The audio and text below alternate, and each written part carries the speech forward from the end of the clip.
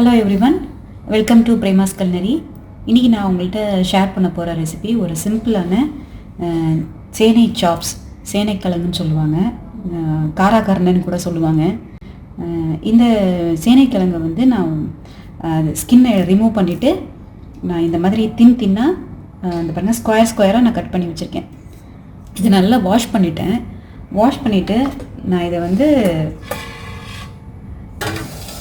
Boil பண்ண போகிறேன்.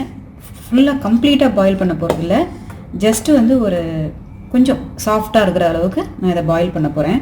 So நான் இதை ப்ரெஷர் குக்கரில் ஒரு பவுலில் நான் சேர்த்துட்றேன். இதை ஏன்னா டைரெக்டாக நம்ம ப்ரெஷர் குக்கரில் டைரெக்டாக வச்சோன்னா ரொம்ப குழஞ்சிரும். அதனால தான் நான் ஒரு பவுல் யூஸ் பண்ணி அதில் வந்து நான் இந்த சேனைக்கிழங்கை நான் இதை வச்சிடுறேன்.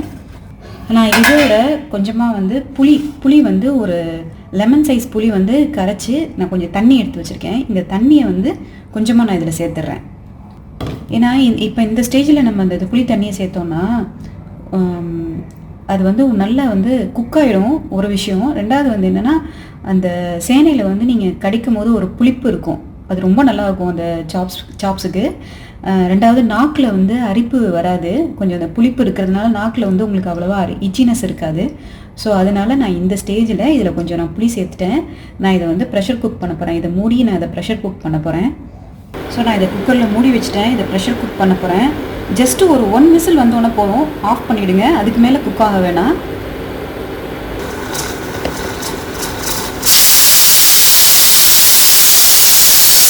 ஒரு விசில் தான், நான் அந்த ஒரு விசிலில் ஆஃப் பண்ணிட்டேன் ஸ்டவ்வை. சாப்ஸுக்கு தேவையான மசாலா நம்ம பிசைஞ்சு வச்சிடலாம். ஸோ நான் அதுக்கு வந்து நல்லா 1 டேபிள் ஸ்பூன் வந்து சில்லி பவுடர் எடுத்திருக்கேன். அப்புறம் ஒரு 1/4 டீஸ்பூன் மஞ்சள் தூள் போடுறேன், ஒரு 1/4 டீஸ்பூன், 1 டீஸ்பூன் சால்ட்டு. அந்த புளி கரைச்சி வச்சுருந்தேன் இல்லையா, அந்த புளி தண்ணியில் கொஞ்சமாக நான் அதில் சேர்த்துக்கிறேன். நீங்கள் புளி தண்ணி இல்லைன்னா லைம் ஜூஸ் கூட நீங்கள் சேர்த்துக்கலாம். கொஞ்சமாக நான் அதை சேர்த்துருக்கேன். இதை வந்து நல்ல ஒரு பேஸ்ட் மாதிரி பண்ணிக்கலாம். இப்போ பேஸ்ட் ரெடி ஆகிடுச்சு. நான் நல்லா திக்காக பண்ணியிருக்கேன், தண்ணியாக பண்ணலை, திக் பேஸ்ட்டாக நான் எடுத்து வச்சுருக்கேன். ஸோ இது வந்து ரெடி ஆகிடுச்சு.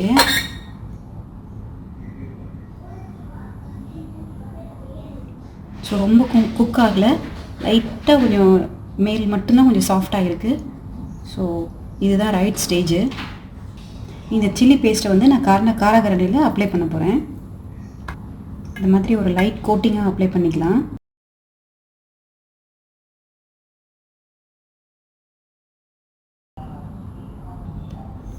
ஸோ நான் நம்ம மாதிரி தடவிட்டேன், எல்லாத்துலேயும் நல்லா கோட் ஆகிடுச்சு. இது அப்படியே இருக்கட்டும், ஒரு 30 மினிட்ஸ் மேரினேட் ஆகட்டும். 30 மினிட்ஸ் மேரினேட் ஆனாலும் நம்ம வந்து தவாவில் வந்து சேர்த்து பொரிச்சு எடுத்துடலாம்.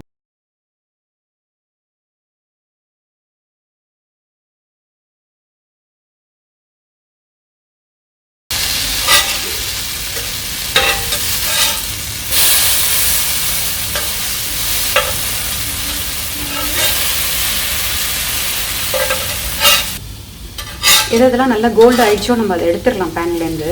நான் இந்த பேன்லேருந்து எடுத்துடுறேன். ட்ரை பண்ணி பாருங்கள், இது ரொம்ப டேஸ்டியாக இருக்கும். ரசம், சாம்பார் எல்லா டிஷ்க்குமே நல்லா போகும். ரெண்டாவது வெரைட்டி ரைஸ்க்கெல்லாமும் ரொம்ப நல்லாயிருக்கும். ட்ரை பண்ணி பாருங்கள். ட்ரை பண்ணி பார்த்துட்டு உங்களோட ஃபீட்பேக் எனக்கு சொல்லுங்கள் எப்படி இருந்ததுன்னு. தேங்க்யூ ஃபார் வாட்சிங்.